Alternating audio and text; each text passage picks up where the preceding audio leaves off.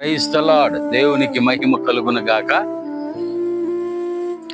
ప్రియమైన దేవుని బిడలరా, బైబిల్ గ్రంథంలో మత్తయి సువార్త 6వ అధ్యాయము 28, 29 వచనాలు మనం గమనించినట్లయితే, వస్త్రములను గూర్చి మీరు చింతింపనేలా,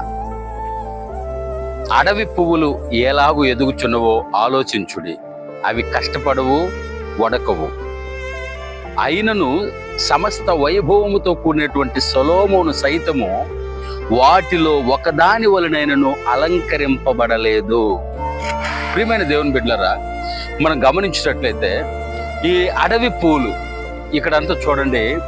ఈ అడవి ప్రదేశంలో ఈ అడవి పూలు వీటన్నిటిని కూడా మనం గమనించినట్లయితే, వీటిని ఇంత చక్కగా, ఇంత వైభవంగా, ఇవి సహజంగా ఇవి ఇంకా కొన్ని ఫ్లవర్స్ ఉంటాయి అడవుల్లో మనం గమనిస్తే, అద్భుతమైనటువంటి రీతిలో చక్కగా వాటికి స్వయంగా పెయింట్ వేసినట్లుగా, కలర్ వేసినట్లుగా అలంకరించబడి ఉంటాయి.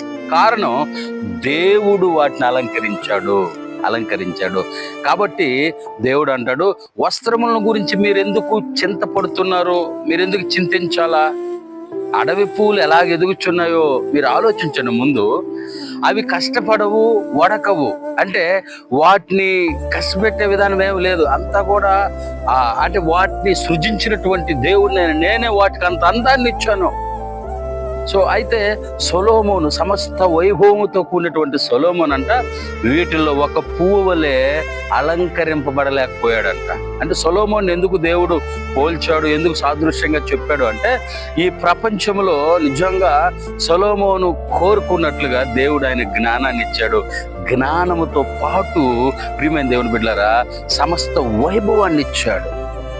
నిజంగా కావలసినంత ధనాన్ని, డబ్బుని సొలొమోనుకు దేవుడు దయచేశాడు. అయినను వీటిలో ఒకదాని వలె అలంకరింపబడలేకపోయాడని బైబిల్ వాక్యం చాలా చక్కగా చెబుతుంది. అద్భుతమైనటువంటి ఈ పువ్వులను మనం చూస్తే, ఇవి నిజంగా దేవుని సృష్టి, అద్భుతమైనటువంటి దేవుని సృష్టి. దేవుడు కలగమన్నప్పుడు కలిగినటువంటి ఫ్లవర్స్ అందంగా, చాలా ఆహ్లాదకరంగా, ఇక్కడ ఎవరో వచ్చి డెకరేషన్ చేసినట్లుగా కనబడతా ఉంది. కారణం, దేవుని మహా కృప. కాబట్టి